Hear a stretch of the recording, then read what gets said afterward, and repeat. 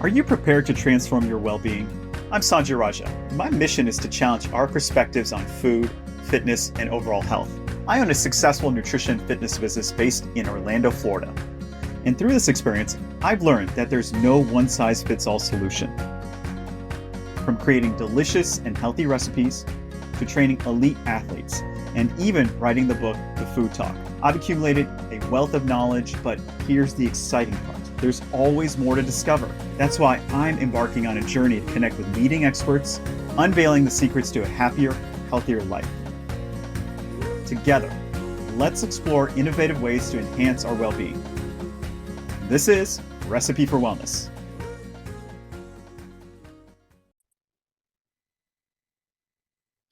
Welcome back, everyone, to another episode of Recipe for Wellness. So, this isn't going to be a cookie cutter conversation.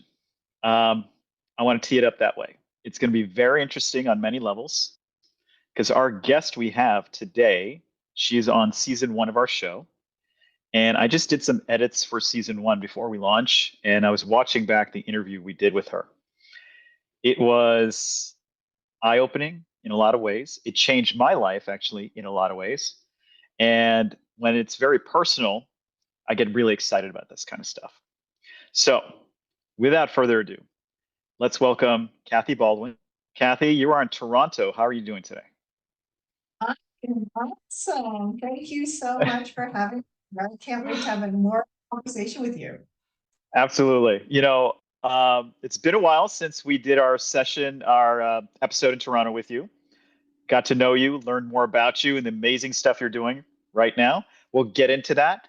But for those of us in the audience who don't know who you are, who is Kathy Baldwin in the sense of who is she? What does she do? And what's your mission? Okay, so I call myself the crap expert. And the reason I call myself the crap expert is because I wrote the book, Unlearn the Crap. My TV show is about Unlearn the Crap. And crap to me is both physical, energetic excrement that is within our body, energetically as well as hormonally and chemically. But it's also an acronym. And the acronym is Conditioned Responses Automatic Programming. And I believe that we are in a massive, massive paradigm shift where we are all being called to get rid of anything that is disempowering and step into our zone of genius. So that's what I do, is help people identify what's in their way.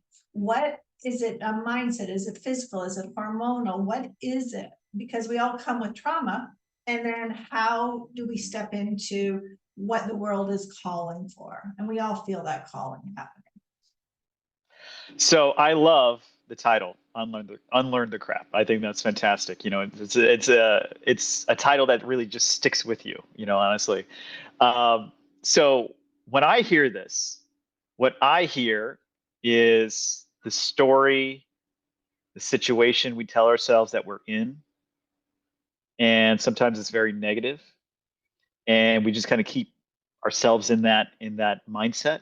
It's not allowing us to kind of grow to our full potential, right?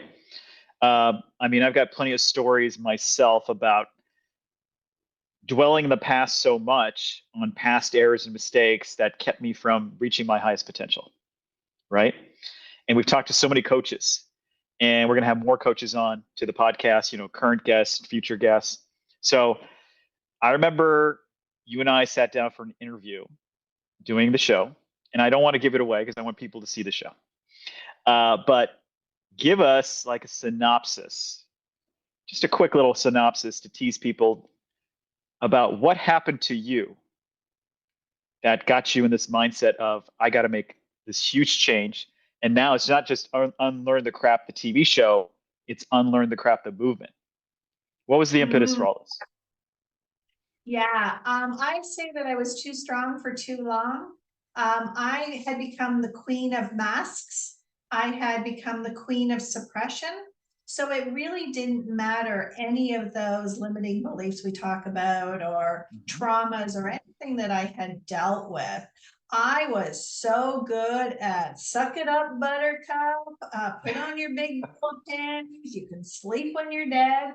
And I am so disconnected from what my mind, body, soul, everything was crying to me that I Mhm. did not hear whispers. I did not hear the limiting beliefs. I did not hear the negative self-talk. Um, I was just pushing and pushing until I physically, mentally, emotionally, financially broke into a million pieces. I'm a living example of Humpty Dumpty. And Humpty Dumpty was the greatest thing that ever happened to me because it Mhm. gave the opportunity to get out of all of those shoulds, out of all of Mhm. those expectations of what I was supposed to do and how I was supposed to show up in the world. And I finally, for the first time, was able to take care of myself and really look at who I was, what I was dealing with, what I Mhm. had been setting down, all those traumas that I minimized. So So I want to interject right there, which is the biggest epiphany for this show for me was not the physical, nutritional journey that we've been going on. It was the mental, right? And I was of the same mindset. And I think this mentality is very also cultural too, which is I was born in India, raised in India, moved to the States, and I saw my dad. And my dad was a very hard worker. He's still alive, but he's a very hard worker. And he just never, ever had a moment where you saw any sort of worry on his face when I was young, growing up. And we had a lot of rough times. We weren't rich. We were poor to middle class at the time growing up. And I remember one moment where I walked past their door and I heard my mom and dad talking, and I could just hear worry in his voice. Yeah. And I never thought that man was afraid of anything, honestly. So it's that mentality you grow up with. I think it's a lot of it's cultural. And I inherited that. I absolutely inherited that. But yeah, after meeting you, I actually sat down and did a lot of thinking. And before I would hide any sort of like worry and stuff from my kids, but now I don't tell them about it, but they could see it on me. And my kids we have such a good relationship where my daughter will ask me, like, something's going on today. She's like, yeah, why don't you tell me about what's going on? And, we as parents want to protect our children. And I'm not dumping my whole world into her, but she's just like, just talk it out because she's like, you do it for me. Why can't I do it for you? Right. So, yeah, I know, right? Way smarter than me than when I was her age. Way smarter than me. So, explain to the audience, how do we get out of this mindset where we say, I'm just going to work hard, keep my head down, and I'm just going to be strong for everybody? Because I don't think that's real strength, is what I learned from you. Real strength is being able to go, I'm having a bad day and I need somebody to pick me up. So how do we get out of that mindset? Because I've been guilty of it so many times. I truly believe that our power is in decision. And it's the quality of choices that we bring to our ability to make those decisions. And so when we are stuck in paradigms that are not working, because I basically say when I'm working with clients, even just myself, when I'm working with myself, I'm just going to talk about me. Is this empowering or is this disempowering? Because I don't really Mhm. care what the story is. It's either working or it's not. And some story might work in one situation, but then it translates in another situation and it doesn't. And so when we give ourselves grace and time to discern and then really look at the quality of choices we brought into our moment and Mhm. say, this doesn't work for me. Like right now, I'm in another paradigm shift. when we first met and when I wrote Unlearn the Crap, I had had this big transformation in my life. I had done so much healing. I'd gone through energy work. I'd done all of this, and I thought I had arrived.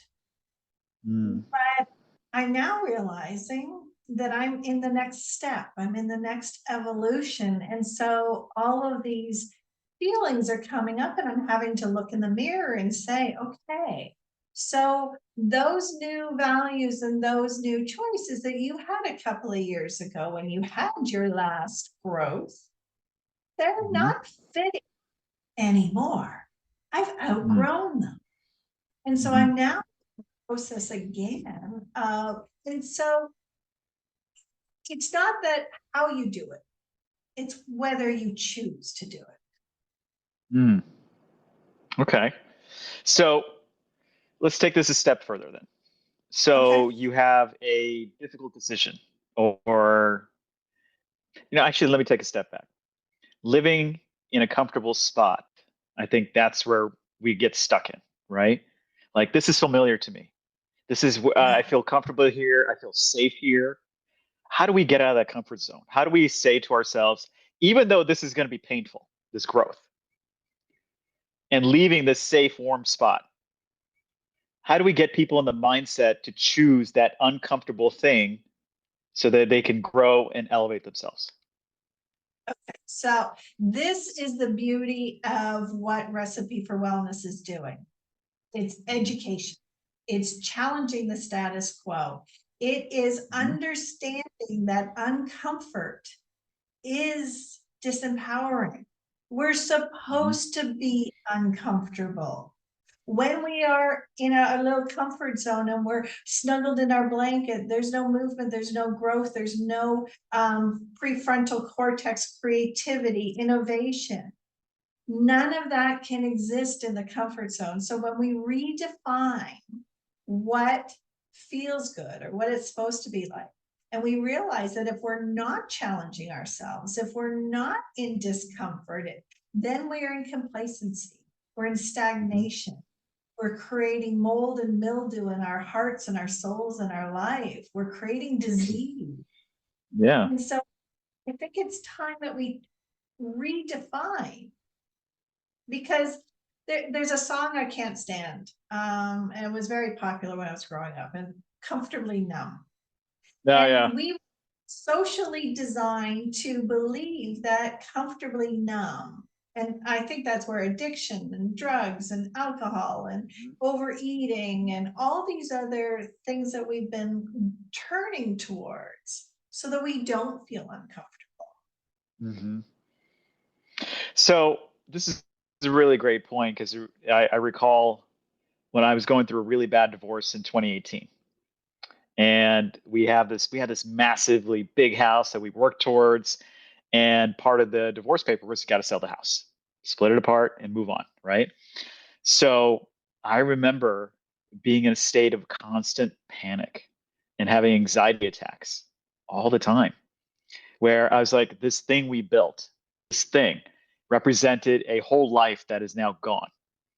And I was trying to hold on to this thing, even though I knew the marriage was gone. We were divorced. And I was creating a prison for myself by being in that house. Yeah. Right. So, I don't think I'm the only one who's felt that, but talk to us about how we create our own prisons. And then we are like in an abusive relationship. We're like, we just want to stay in that abusive relationship. We don't want to get out of it because that's comfortable to us. Right. We know what to expect. So how do we get out of that mindset where we're creating our own prison in our mind? And how do we get out of that? You have to become aware that that's where you are. And when we Mhm. hear the language that our soul is talking to us, it comes in specific things like should. It should not be like this. I should be able Yeah. to hold on to my home. That should never have happened. Any of Yeah. these things that take us into a place of regret or not in the moment of our power, sometimes, no, not sometimes, all the times, the chapter ends. It's a new Yeah. story. And Yeah. we've gotta move on. And when we hold on to the woulda, coulda, shouldas, we're not living in our power. And I think that's the real message that I've been discovering with this show, is we're hearing from people in every aspect of life, whether it's health or wellness or physical or emotional or financial. It's showing up in our lives that we're holding on to the past. We're holding on to a story. We're holding on to a disempowerment. And we got to be prepared to go. Yeah. Yeah. I mean, it's just, we're recording this podcast and we're going to air it here soon for everyone to hear too. But before I was recording this podcast, we were on a call, VUCA leadership training, and talking about how, for those who don't know, VUCA means, volatility, uncertainty, chaos, ambiguity. It's how you navigate these things in your professional and personal life. We were just having this conversation, which is fantastic, which is how do we get out of that mindset of negativity and go into that flow state, right? Like where your true highest self and everything just coming towards you, right? So we know a little bit about your backstory, where you came from, what aligned you to be a coach, right? So talk to us about how do we people get into a mental flow state? I was a former athlete, and I know you just keep training, you train, you train, you train. Guess what? It becomes the subconscious basically takes over, and you're taken for a ride in whatever physical sport you're doing. You're just watching it happen. So how do we get people to get into that emotional flow state so they can break out of these prisons they build for themselves? Oh, see, this is the heart of what I do. This is my juice. For me, I know you talked about breath work and oxygen, and you come at it from a physical. So I'm going to let you stay with the physical, and I'm going to go with the energetic. And Please. that is, emotions are our information systems. When we are passionate, when we are aligned and all of the pieces have just clicked into place with what we're doing, how we feel about it, what we're creating, that it's on purpose for everything of our value, then we fall into this place of flow. My book, my first book, Unlearn the Crap, it was written in 3 days. I just opened up my heart and mind, put my fingers on the keyboard, and it was as if an energy was flowing through and out of me. The name Yeah, mine took Unlearn the 9 months of hell. 9 months of hell for me. I did not come up with, Sanjay, I didn't come up with the title Unlearn the Crap. It was part Yeah. of that state where information just flowed into me and I just accepted it. And I just went with it. Do you know, I saw a commercial a long time ago. It was about a new show, and it was one of those dystopian things. And this woman said to a subject that she was working with or whatever, she said, we'll know by how you handle what's going to happen. And the woman was confused, and all of a sudden she got pushed off of a cliff and thrown into a river. And the idea was, did she surrender to the river where the river was taken? Or did she fight the current and fight and try to go upstream and save herself? Or because that is what flow feels like. It feels like that surrender, that you're nurtured, you're taken care of. It's all just happening for your good. But when you are working so hard, because I was a spreadsheet girl, I had plan A, B, C, D, C, F. I mean, I could reinvent a plan, but my power only came when I surrendered and just allowed. Yeah. Yeah, this sounds so simple, but I've been trying to be more mindful and present and say daily affirmation. It's hard because you could have a piece of bad news that sets you in a spiral and you get out of the flow state. But when I'm in it, like as simple as like on weekends, I've decided now on weekends when I have my kids, guess what? It's all about them. I'm not going to work. I've always made it about them, but I'm not going to pick up any work. Guess what we do? We'll take a day trip. We'll go somewhere. We'll crank up the radio, and I'm just in a really, really happy place, even though I know chaos is waiting for me as soon as the weekend's over. But we're just in a really good space. It puts them at ease. They're in a really good space. They open up. So I've noticed all these wonderful benefits of when you're mindful and when you're in your flow state. Guess what? It's contagious,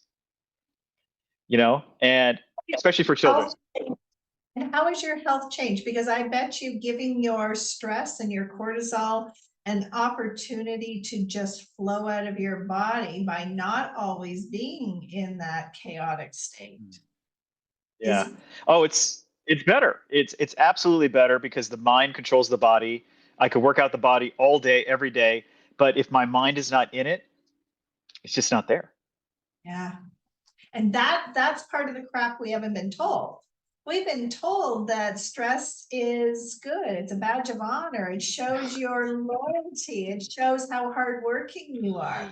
No, it Yeah. shows how disconnected you are to your own power, how Yeah. you're clogging your own systems, how you're creating your own diseases. So that's what I'm talking about when I say we need to challenge the definitions of where we are in alignment and where we're not.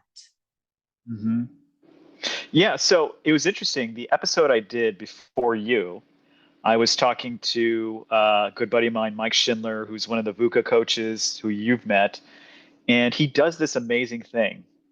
What he does is that every 2 weeks or something, he hosts like a men's group where everybody just comes together and they sit there and they'll eat food, drink something, whatever they want to do, but they just talk about what's going on with them. It's not about, hey, can I give you a therapy session? It's not about that at all. It's one friend to another or somebody who you've never met until that day just going, I've got this issue. And everybody's like, yeah, I've been there. I get it. And just being open and honest without it being a therapy session, which turns off a lot of people. So talk to us about, I think you do something similar. Like, how do you put people at ease that you're talking to so they don't put up their defenses and their guard? How do you do that? Well, first of all, I let them know that I do not believe in re traumatization of digging deep and dissecting every single trauma. hmm My book is teaching people how they can cut the ties to that. And part of that is what you just said, being heard, being hmm seen, being validated. Yes, what you say makes sense, but is that working? Is that empowering you? And so guiding someone gently through edification, through connection, through creating a community where we're no longer isolated and trying to figure things out by ourselves. Because hmm that is of what I talk about in my book is that when the Industrial Revolution came, we were taken out of communities, we were taken out of small villages and rural areas, and we were brought into cities where we didn't know anybody. We were boxed away from each person, and it became survival of the fittest. And you're not there for your neighbor. And so we became isolated and lonely. And we had these expectations that we're supposed to know it all and do it all and be it all by ourselves. And that is so disempowering. So, what you just talked about, what Michael does, made hmm me so happy to hear that men are coming to this place where it's not all about force and do and logic but it's about just being there in connection. Yeah. So I think that's kind of not, I would say the dirty little secret. I would say that as men, we're taught be tough, do your job, don't complain, be strong. And then on the flip side, it's that how come you can't show vulnerability? So what, right? So we're caught between these two points, you know? And for me, in my journey, being that in our culture, it was be strong, provide, don't complain, and just be a role model. Well, I don't want to be that role model that just takes it all on and then breaks at a certain point in my life. I don't want to Yeah, teach that, right? yeah, You know, it's not a journey I want my kids to go through at all. That I want them to see that, you know, I have bad days. They've seen it. I have bad days, but it's how I recover and use those mental tools that I've learned through working, you know, talking to you and VUCA and all the other disciplines that I study is how you overcome it, right? but it's also understanding that our emotions are information. Mm, It is the translation of what's happening inside of us. So when you're yeah, happy, you're being told, yes, yes, keep going, this is it. And when you're yeah, stressed, your body's saying wrong direction, turn around, head in the other direction. It's information. And we understand that from a GPS point of view. We understand in navigation, but we've never been taught that our emotions are energy, but they're also chemical and hormonal, and they affect us and our environment. They affect the people around us. So yeah, if you are feeling those feelings, but you're suppressing them, you're amplifying. Whereas if you yeah. just See, that's that, that yeah, yeah. See, that's a game changer right there. Honestly, is that we don't think like that at all. We just think that suppress, keep it under tabs, don't worry about it, it'll go away. I think the psychological term is gunny sacking, right? Where you just kind of put it in this bag and you carry this giant bag with you and just keeps getting heavier and heavier. yeah. But did you know? I mean, we know this medically that when you go and a doctor is thinking you're having a heart attack, they hook you up to an electrocardiogram. And that Mhm. machine can measure the electrical impulses and the energy from your heart up to 3 feet away from you. Now, Yeah, that's as far as machinery can measure, which means your heart is both a projector and a receptor. right.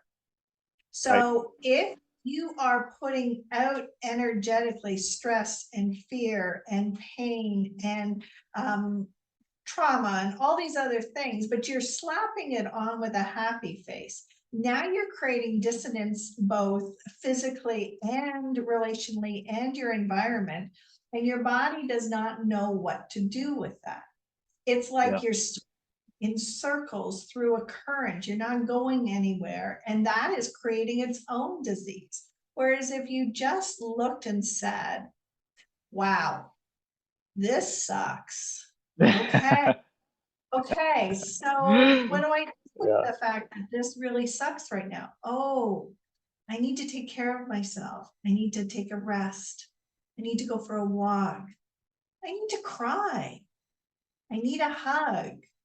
I Yeah. need to change direction. But you Yeah. start to understand the language instead of thinking that emotions mean you are no longer rational. You're no longer logical. So I will give you all the credit in the world because after, so what I didn't realize was going to happen was doing the show, we we had a pretty aggressive filming schedule where we wanted to get 6 episodes done, and we were all over the country.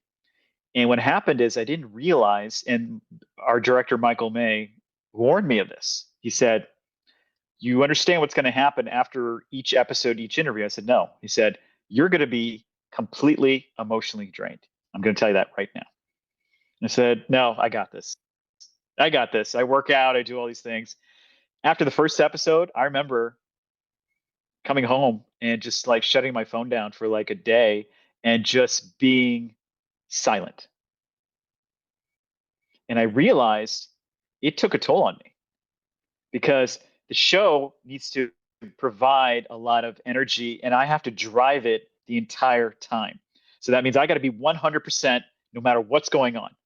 And there's all these logistics behind the scenes that some things fell apart. We had to regroup, and we're dealing with this, we're dealing with that. And then on camera, it's got to translate really well, right? That's what people don't see. And so I started after our episode just taking a mental health day. That's just what I did. So instead of just saying, you know what, I'm gonna be fine. I'm gonna be good. No big deal. What I would do after our episode is we'd be in another city, we would film, and I told Michael, I said, I just need 4 hours before we film again. Just get me 4 hours. Let me get my mind right. And he's like, I totally get it. He goes, I'm glad you're asking me to do this for you. Yeah. So I did a lot of that, which really helped. So let's talk about, we're coming into the holidays, which relates back to you now. This is the most anxious time. It's supposed to be a time of celebration. It's supposed to be a time of, hey, family, get together. But being a personal trainer, being a nutritionist, I get to walk into people's lives. I hear the most personal stuff. And I'm just hearing, I'm going to be judged. I'm going to go here. I'm going to have to deal with this person. I haven't seen this person in a long time. Like, it's the most stressful time, regardless of what you see on TV, right? So let's give the audience something actionable they can do. So when they walk away from this podcast, holidays are coming up. So we got Thanksgiving coming up, right? And then we got Christmas right after that. Then we got New Year's. What kind of actionable tool or mindset can we take that can help us get through these holidays? What a great question. If we already know ahead of time that we're going to be in situations that are challenging or stressful, we have the right to not only say no if it's really not in our best interest, that there may be social expectations on us, but we don't have to follow along with social expectations. If they're detrimental to us, we can say no. We can say, I can make other arrangements.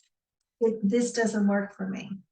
Or if you know ahead of time, then you can create your environment. Like knowing that when you go into a filming schedule, you're going to need some time in between.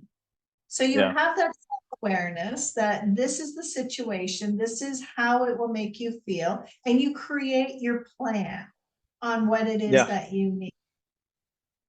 I'm realizing for me in the holidays that I'm at an age where the previous generations are gone. And the new generations have new ideas. And so my Christmas isn't fitting the way I have the shoulds of what it was supposed to be like and where my happy time was. And it doesn't align. So I'm now having to sit down and figure out, okay, Kathy, if it's not going to be like it was, and I'm not going to get the old way, and I can't bring back, and what do you need? And so that is what I'm suggesting. We have to start with self-awareness. We have to understand how things affect us, what we need, what it is that will make us happy, what will bring meaning and joy to these times. And then give yourself permission to create it. See, this is so interesting because I remember going. So we visit family and friends during Thanksgiving, and what's interesting is that our table had 12 chairs, and I have Thanksgiving with good friends of mine who I've known forever. And over the years, the seats have become empty because people have passed away, either expectedly or unexpectedly, right? So instead of 12, we've got 6 now. Yeah. So what that's done for this group of people that I always have Thanksgiving with my kids, is that it creates a sense of urgency in that every moment is precious. It cannot be wasted because we're not promised tomorrow. We're just not. And whatever differences we may have, guess what? They get resolved pretty damn quick. Right? We just want to be there for and have a great time. And I think a lot of people go into the holidays and just feeling so stressed out because they have so many expectations of, oh my God, I'm going to show up, but I'm going to look fat. I've heard this one a million times, just being in, the wellness side of things. I can't show up. I got to lose all this weight before I go. Okay. So they create all this stress. Then they go, oh, they made all this food. I can't touch it. Okay. You just created more stress right there. Right. They're going to judge me if I eat it. They're going to judge me if I don't eat it. I mean, we create all these imaginary problems that sometimes don't even come to fruition. Right. So you saying we need to set our expectations for ourselves is very powerful, but there's a lot of external pressure, and I'm sure you know this from friends and family. They can exert the most amount of pressure on us. How do we Absolutely. rise above? How do we rise above where we feel like we're being judged? How do we rise above that? Well, I have a saying that I use all the time, and that is, what people say and do is about them. What I say and do is about me. And so Hmm. we have to stop trying to meet other people's expectations. They're Yeah. coming with their own expectations, their own traumas, their own things. Stuff happens in families.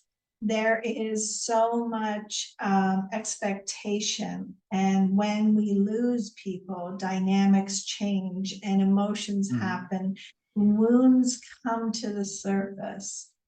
And all of that is everybody's own individual responsibility. It is not Mm. up to us to make sure that they are happy and taken care of. And that, see, that was one of my big things, is I thought it was my responsibility Hmm. that everybody around me was always happy. And it was my job to make sure that they were. And so what you're talking about is, we do have sadness, we do have loneliness, we have hurt, we have traumas, but we also have um, expectations and things of the shoulds that we feel we're supposed to do, like this. I'm supposed to look like this, or my body's not supposed to Hmm. have experienced all of this stress and trauma. My body was the perfect example of the fibromyalgia and the osteoarthritis, and I had to have Mm. two new knees, fatigue, and it was all because I was not honoring what I needed. Yeah. Yeah. Yeah. The saying is, we can't pour from an empty cup, right? Can't give if you don't have anything left to give, right? Yeah, So, and the so word talk. no is okay. It's Yeah, and that's the thing.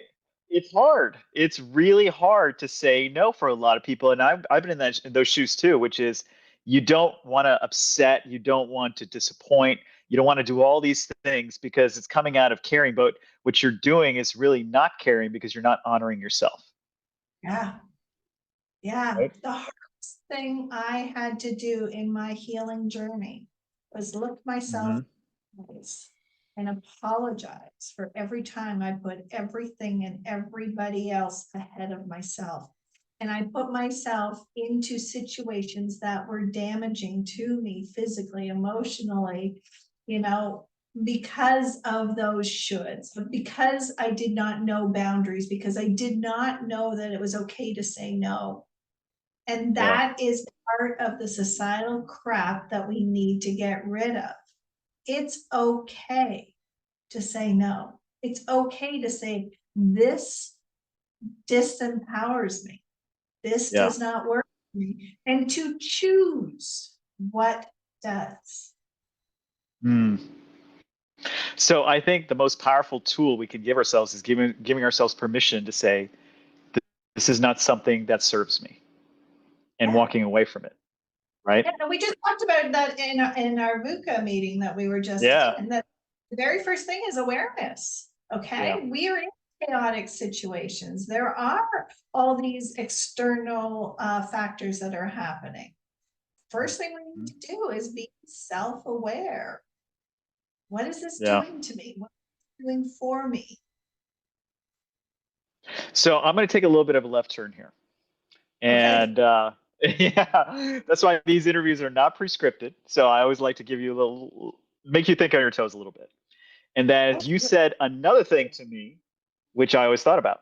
So you, I guess, would you say, so I don't, I'll let you phrase it, but you told me, you said I was a Gemini generator, right? So that's my zodiac sign is a Gemini. And you said I was a Gemini generator, and you sat down with me, kind of explained to me what that was. And I realized, wow, that's actually pretty spot on. Yeah, pretty spot on. But for those in the audience who don't know, explain kind of this gift of yours where you can, people believe in, the zodiac signs and things of that nature. Explain this gift of yours that you have where you can really take that and really kind of narrow it down to that person. Well, the beauty of what's happening in today is science is proving all the things we called woo, but it was Hmm. ancient. And so what you're talking about is human design, but it's also coming out in sacral geometry and astrology and our chakras. I mean, there's so many different ways that we are learning our true authentic self. And so when I Hmm. discovered that, yes, I'm a Gemini as well, you and I discovered that, but I'm a manifester. Yeah. And a Ah, manifest yes. up with new ideas. We're always creating, but we get exhausted. We need to stop and Yeah. we need to break. And so to understand why I could not, I would always say, why don't I just finish something? But I'm Hmm. not a finisher. I'm a creator. And you as a generator, knowing that your propensity to just keep going and keep going is Hmm. part of where you are in your natural best self. This is part of our empowerment. This Hmm. is knowing who we are, where we fit, where our purpose, where our gifts are. Because I believe, well, we know that right now 2% of the population holds 98% of the power and the wealth and the control, right?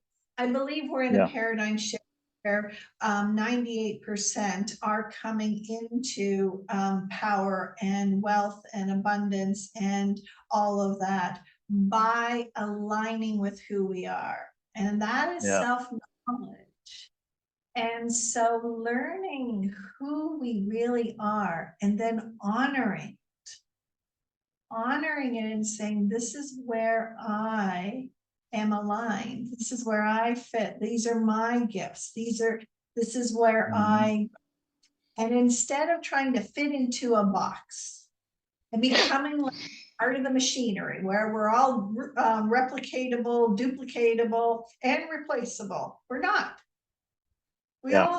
We all bring something unique. And I like to think about it like a fabric weave. And we hear about thread count, right? So Yeah. when Yeah. two thread count, it's a really loose weave. It's not very Yep. strong. Higher the thread count, the more intricate and stronger it is. And that's how I Mm. see each of us being in our power. So knowing you're a generator, knowing I'm a manifester, knowing these ancient traditions and understanding that centuries ago, they knew a lot. Yeah, I think And so. learned out of us, you know? So Take a look at the how does, yeah. So how would anybody like what tools do you use to determine that for somebody like if they're like a Libra and you got really specific with me, how does somebody able to determine that?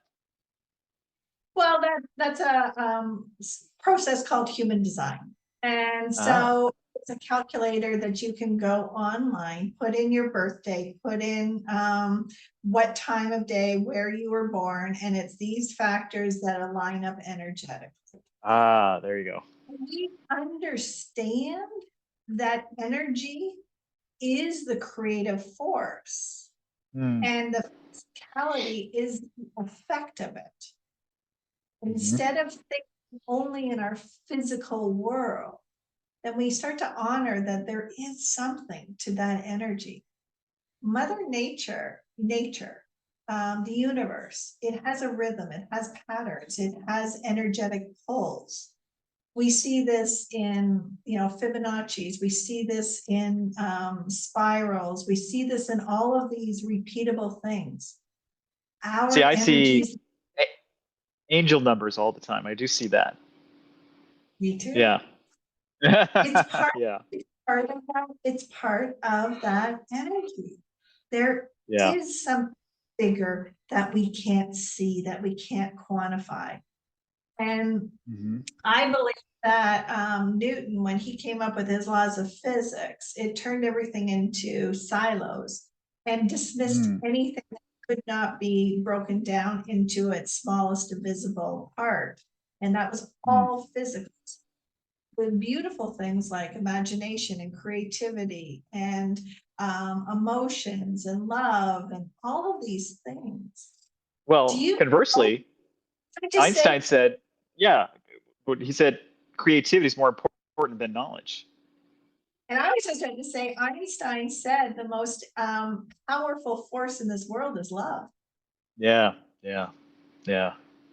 Yeah. I mean, it's true. We kind of get into our hardened silos of the way we believe, but you know what I like to live by that quote, which is be curious, not judgmental. So if you're open to new ideas, it just may surprise you, right? Yeah. And it's And just as a being Gemini, open. I'm curious. Yeah, exactly. Exactly. Well, so it's always too much fun talking to you, Kathy. So what I want to make sure is we have time so you can share with the audience, what are you doing now? What platforms are you on? What appearances are you going to be making so that we can find you? Well, I'm going to say about Recipe for Wellness, right? Yes, of Season course. 1 is coming out, and I am so excited for where this show is going and how it Yeah. brought together. So that is one thing. Hmm. Everything that I do, I've amalgamated on my website. So kathybaldwin.me, Kathy with a K. And yes, people used Hmm. to call me. Okay. If you want all my links, you just /links. And so I can be found there.